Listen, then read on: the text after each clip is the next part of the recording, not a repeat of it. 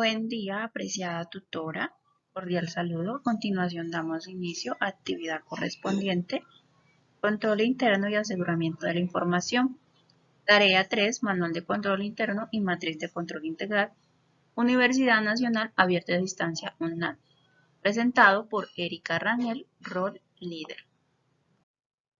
Introducción. El control interno es un sistema integral políticas, procedimientos, prácticas y estructuras diseñadas para salvaguardar activos, promover la eficacia operativa, garantizar la confiabilidad de la información y cumplir con las leyes y regulaciones aplicables.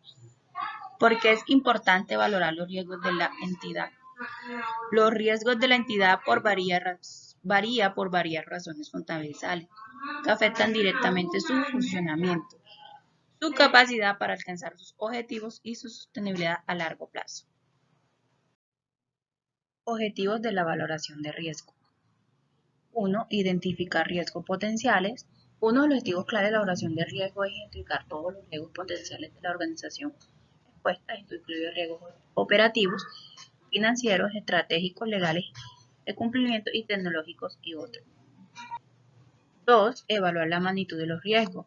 Una vez identificado, es importante evaluar la magnitud e importancia de cada riesgo. Esto implica determinar cuánto impacto podría tener el riesgo de la organización y cuán probable es que ocurra. 3. Priorizar los riesgos. No todos los riesgos son iguales. La valoración de riesgo permite priorizar en función de su impacto y probabilidad. Esto ayuda a la organización a centrar sus recursos y esfuerzos en los riesgos más críticos y más relevantes. 4. Establecer una base para la toma de decisiones. La valoración de riesgo proporciona información clave para la toma de decisiones informadas. Los líderes y tomadores de decisiones pueden utilizar esta información para evaluar las implicaciones de riesgo y diferentes opciones y estrategias. 4. Mejorar la gestión de riesgo. Uno de los objetivos fundamentales es mejorar la gestión de riesgo en la organización. Esto implica implementar medidas y control para mitigar o reducir los riesgos identificados. La metodología de valoración de riesgo es un proceso estructurado que una organización sigue para identificar, evaluar y gestionar los riesgos a los que se enfrenta. Aquí hay una descripción general de una metodología de valoración de riesgo típica. 1. Identificación de riesgo. Definición de alcance. Comienza por establecer el alcance de la valoración de riesgo. ¿Qué aspectos de la organización o proyectos se incluirán en la valoración? 1. Identificación de riesgos, donde se reúne un equipo interdisciplinario para identificar todos los posibles riesgos que pueda afectar a la organización. Esto puede incluir riesgos operativos, financieros, estratégicos, de cumplimiento tecnológico. Fuente de información. Se utiliza fuentes de información como documentos internos, informes históricos, entrevistas con expertos y análisis de datos para identificar riesgos.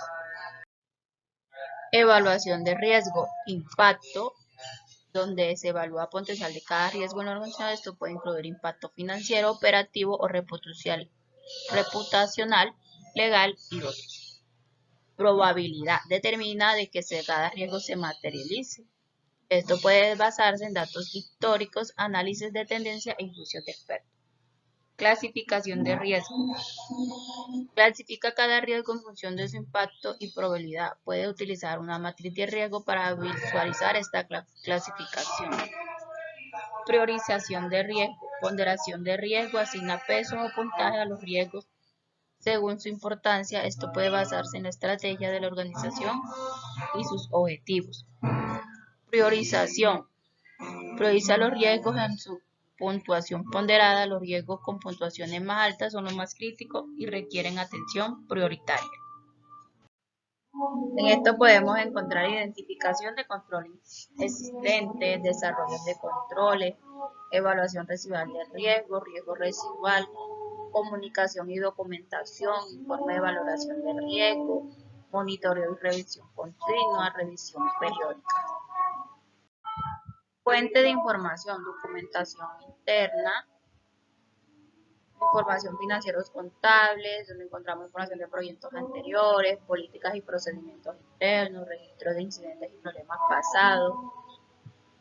y otros. Documentación externa, informes de análisis financiero, informes de agencias gubernamentales y reguladores, informes de competidores del mercado, informes sobre tendencias tecnológicas y de la industria.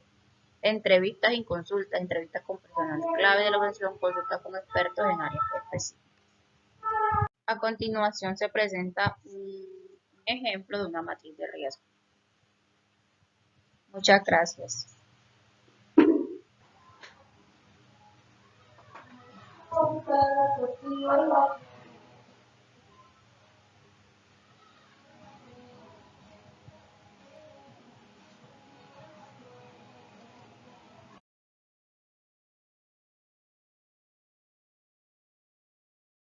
Saludos, mi nombre es Luis Ángel Camaño, soy estudiante de Contaduría Pública, estoy en el sexto semestre y a continuación le voy a explicar acerca del tema Manual de Control Interno en Ambientes.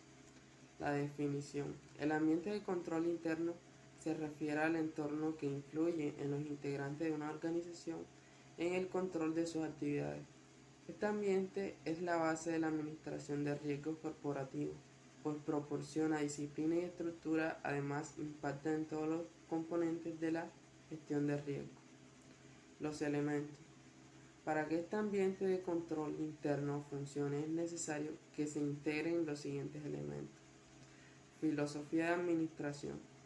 Toda entidad debe contar con una filosofía uniforme de gestión de riesgo. Eso tiene que ver con la asignación de responsabilidades que facilita el cumplimiento de los objetivos y de la misión de la empresa. Asimismo, es importante establecer si se privilegia la adecuada gestión de riesgo por encima de la búsqueda de la rentabilidad. Otro punto, apetito al riesgo. La empresa debe determinar si está dispuesta a exponerse a un alto riesgo para conseguir sus objetivos o si, por el contrario, es adversa a este. Antes de planificar o realizar un negocio, las diferentes áreas de la organización deben evaluar la aplicación de las medidas de tratamiento necesarias para la realización de una gestión adecuada. Otro punto, directorio. Es necesario tener un directorio sensibilizado y comprometido con la gestión de riesgo, ya que éste ejerce de forma pertinente sus funciones de supervisión. Por lo tanto, el directorio debe tener experiencia y reputación para tomar decisiones, así como una independencia frente a la gerencia. Otro punto de los elementos, integridad y valores éticos. Determinar los valores éticos y de conducta permite mantener la consistencia de ambientes de control interno. En este sentido, las organizaciones deben asegurarse de que los valores sean vinculantes para todos los colaboradores, es decir, que se extiendan a todas las áreas y las empresas relacionadas. Asimismo, es recomendado promover negocios socialmente responsables y apoyar la confianza del stakeholder. Compromisos con la competencia. La organización debe realizar un análisis adecuado de la habilidad de sus trabajadores y a partir de esta evaluación enfocarse en perfeccionar los conocimientos y las actitudes de recursos de riesgo. Estructura organizacional. Es fundamental que cada empresa establezca una estructura de responsabilidades claramente definida. Por lo tanto, debe contar con un directorio de gerencia, un comité de auditoría, un oficial de cumplimiento y unidades especializadas que apoyen la gestión. Asignación de autoridad y responsabilidad. Las personas que permanecen en la organización deben estar autorizadas para ejercer sus labores. Por eso son indispensables niveles jerárquicos para decidir y supervisar, así las facultades para la toma de decisiones que se encontrarán centralizadas y descentralizadas. Por último, estándares de recursos humanos. Este concepto es establecer las prácticas para la contratación, orientación, formación, entrenamiento y compensación. Es un proceso fundamental de ambientes de control interno. De la misma manera, las organizaciones deben determinar los mecanismos y las reglas para sancionar el incumplimiento de las normas por parte de sus integrantes. Muchas gracias. Mi nombre es Rebe Llorente, estudiante de Contaduría Pública, y les voy a hablar sobre los sistemas de información. Este componente permite utilizar la información de manera adecuada y comunicarla por los medios y los tiempos oportunos. Para su desarrollo se deben diseñar políticas, directrices y mecanismos de consecución, captura, procedimiento y generación de datos dentro y en el entorno de cada entidad.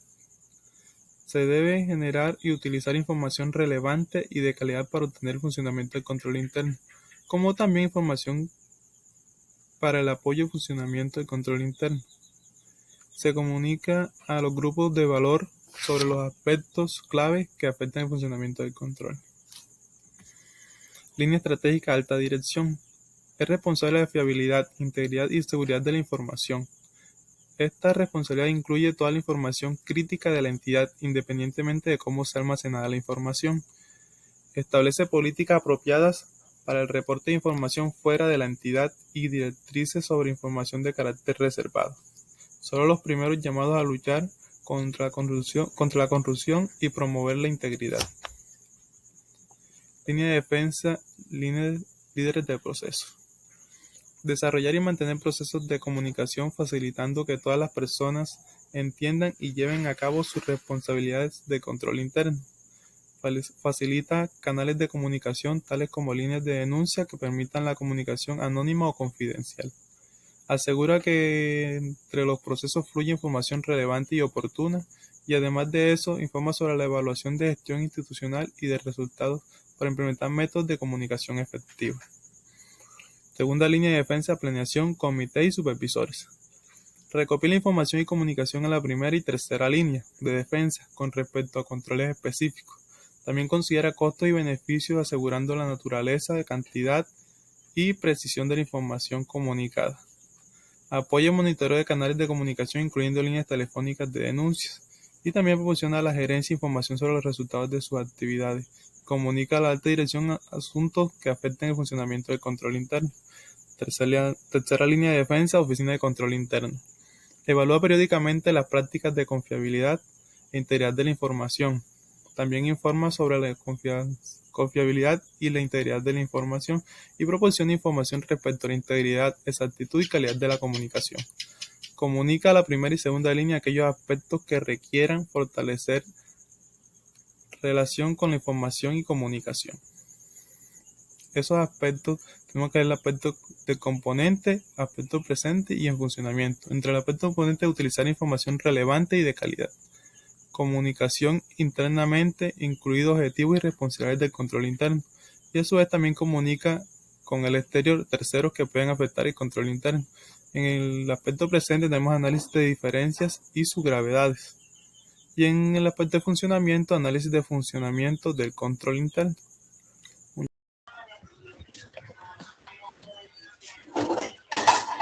Cordial saludo, mi nombre es Juan Carlos Hortadita, soy estudiante de Contaduría Pública Profesional en la Universidad Nacional Abierta y Internacional del CEA Curumani Cesar, del curso Control Interno y Aseguramiento de la Información. El tema que me tocó es actividades de control interno. ¿Qué son actividades de control interno? Son las acciones establecidas por la empresa mediante políticas y procedimientos para responder a los riesgos que pudieron afectar el cumplimiento y logro de los objetivos. ¿Por qué es importante? Es importante porque ayuda a asegurar que las respuestas a los riesgos sean ejecutadas de formas apropiadas y oportunas.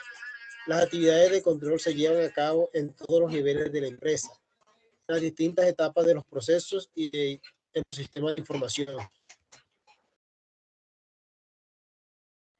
Para actividades de control interno. Las normas generales para las actividades de control interno cuentan con 9 principios fundamentales que son: primero, procedimiento de autorización y aprobación; segundo, segregación de funciones; tercero, evaluación costo-beneficio; cuarto, controles sobre el acceso a los recursos o archivos; quinto, verificaciones y conciliaciones; sexto, evaluación de desempeño; séptimo, rendición de cuentas. Octavo, documentación de procesos, actividades y tareas. 9. Revisión de procesos, actividades y tareas. Sistema de control interno. El sistema de control interno cuenta con 5 funciones importantes que son: primero, actividades de supervisión; segundo, ambiente de control; tercero, evaluación de riesgo; cuarto, actividades de control; y quinto, información de comunicación. Las actividades de control interno cuentan con un lema que es: control interno es compromiso y responsabilidad de todos. Muchas gracias.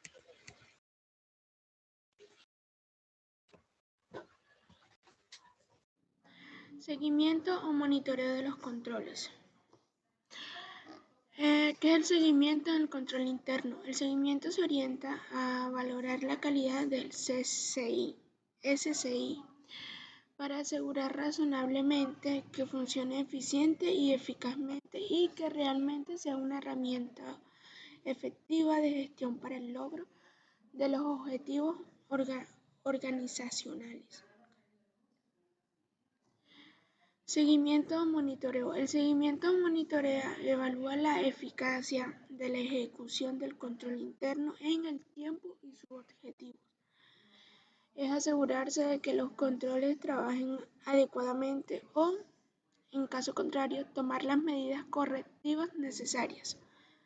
El seguimiento le permite a la dirección de la empresa saber si los controles internos son eficaces, están implementados adecuadamente y se usan y se cumplan diariamente, o si necesitan modificaciones o mejoras. ¿Cómo se da? El seguimiento se da por la dirección de la empresa mediante actividades periódicas, evaluaciones específicas o una combinación de ambas. Asimismo, el seguimiento de la dirección puede incluir el uso de información externa que pueda resaltar problemas o áreas de oportunidad, quejas de clientes, comentarios de organismos, terceros e informes de auditores externos o consultores sobre el control interno. Funcionamiento. Como se observa, los componentes del control interno analizados anteriormente se categorizan como controles generalizados. Aquí podemos ver que tenemos entorno de control, variación de riesgo, sistema de información, actividades del control, monitoreo y por una parte tenemos controles dominantes y controles específicos.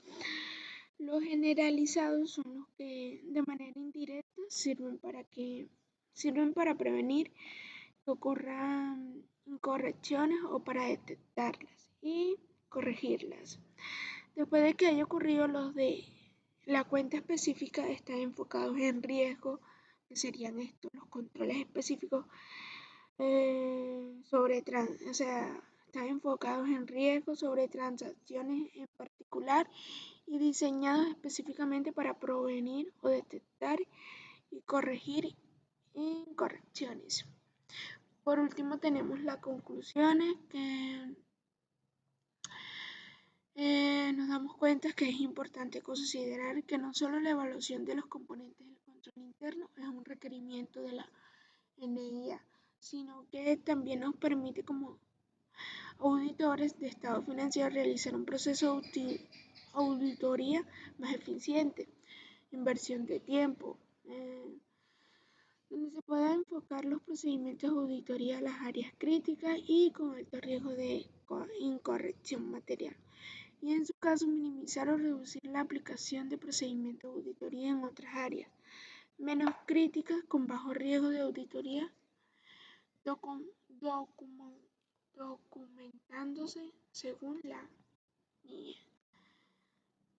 Gracias.